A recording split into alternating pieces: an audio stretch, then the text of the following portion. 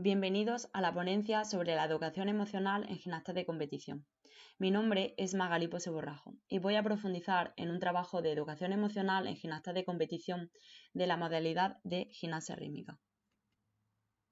Antes de comenzar a explicar, vamos a realizar una síntesis de los siguientes temas a tratar.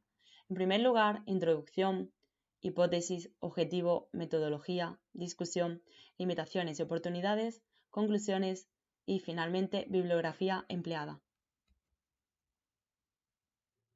En cuanto al concepto de inteligencia emocional, Mayer y Salovey en 1990 la definen como la habilidad para controlar nuestras emociones y las de los demás, discriminar entre ellas y usar dicha información para guiar el pensamiento y acciones.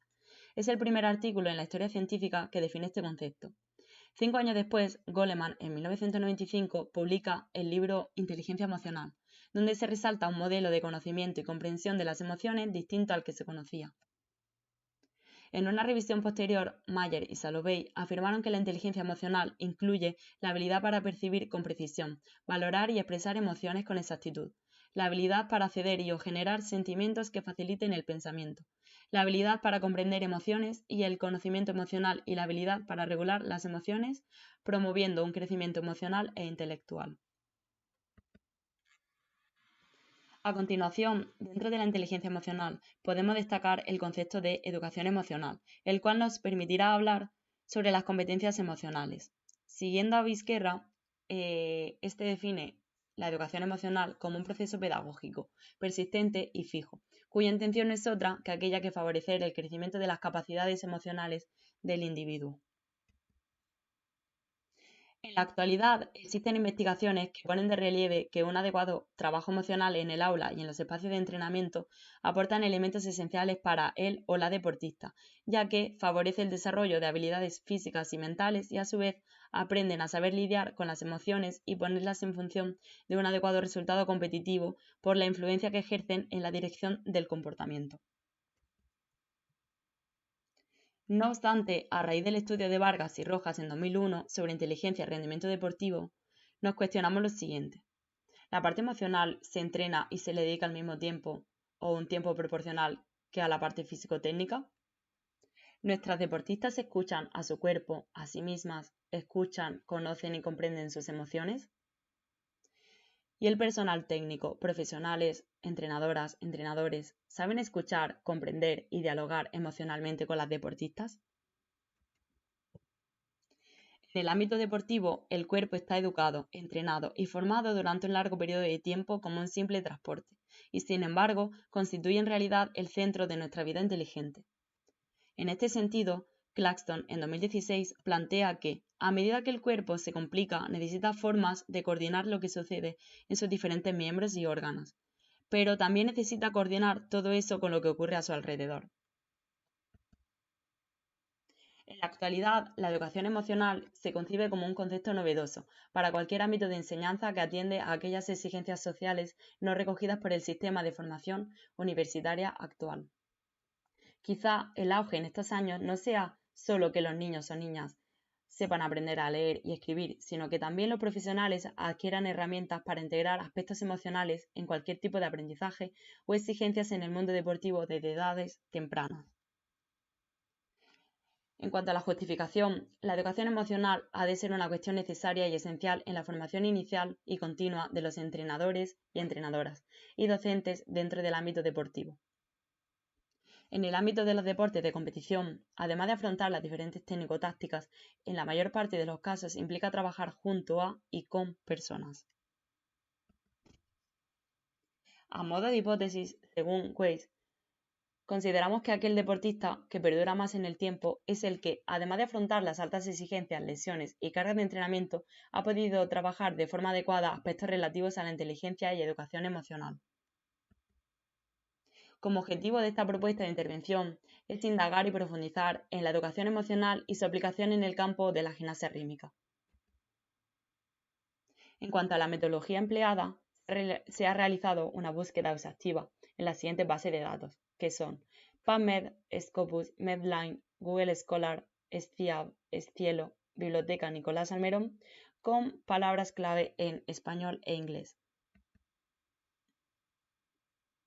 En cuanto a la propuesta de intervención, Este cronograma representa la programación de la propuesta de intervención cuya duración es de 10 meses, equivalente a una temporada de competición de gimnasia rítmica. Se realizarán un total de 32 semanas de intervención, a 2 horas semanales, siendo este los sábados.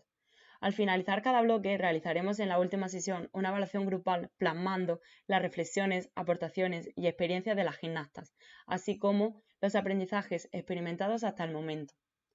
En cuanto a las participantes, en este caso en concreto, se realizará con 5 niñas de 13 a 15 años procedentes de un club de la zona del Levante almeriense que compite a nivel nacional.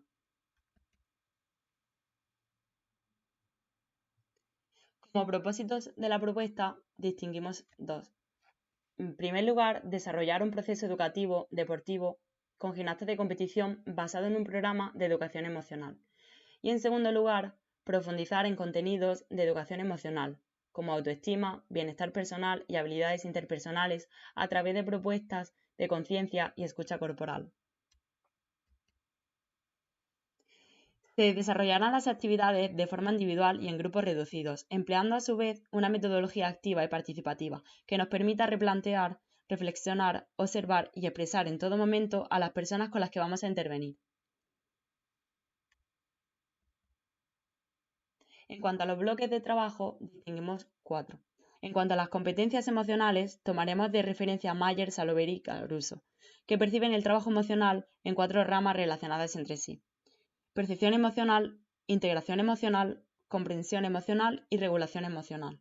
Estas 4 ramas las abordamos a partir de 4 bloques de trabajo corporal. En nuestro caso, en primer lugar, el primer bloque se corresponde a conciencia y escucha a través del movimiento. El segundo bloque, experiencia y escucha de las emociones. Tercer bloque, autoestima y bienestar personal. Y finalmente, equilibrio emocional, autoconciencia y habilidades interpersonales. El sistema de evaluación estará basado en métodos cualitativos, es decir, de forma reflexiva y argumentativa y desde diferentes voces, en este caso gimnastas y entrenadores. En cuanto a los instrumentos a emplear, usaremos portfolio, relatos de gimnastas, grupos de discusión y análisis de grabaciones en vídeo. En cuanto a la discusión, a través del desarrollo de un trabajo de actividades que promueven actitudes de confianza y seguridad de integrarse en ellas, las gimnastas tienen mayor capacidad de escucha, diálogo interno, empatía, atención y colaboración con las tareas y responsabilidades implicadas en el entrenamiento y en el día a día. A lo largo de todo el proceso de elaboración, nos hemos encontrado con algunas limitaciones como son, en primer lugar, a. La inexistente literatura científica en el ámbito de la educación emocional y la gimnasia rítmica de competición. Y b. Aportaciones de varias personas del equipo técnico de gimnasia. En dichas aportaciones se aprecia un cierto ocultamiento de información en este ámbito y en posibles problemas emocionales y psicológicos que gran parte de las deportistas viven. Como oportunidades, brindamos el apartado de documentar una propuesta basada en contenidos de educación emocional y su vinculación a los procesos de entrenamiento de la gimnasia rítmica. Finalmente, para concluir, la literatura pone de manifiesto la importancia de la educación emocional en procesos educativos y de formación en los ámbitos deportivos, y por tanto la necesidad de una formación inicial y continua rigurosa y de calidad de los entrenadores, entrenadoras y docentes en esta materia. Es decir, se puede ser un buen estudiante, un buen deportista o un buen entrenador, entrenadora, docente, a nivel instrumental y técnico, pero en determinados casos la formación recibida no contempla en todo el proceso el abordaje de aspectos emocionales, reflexivos y críticos. Bibliografía empleada.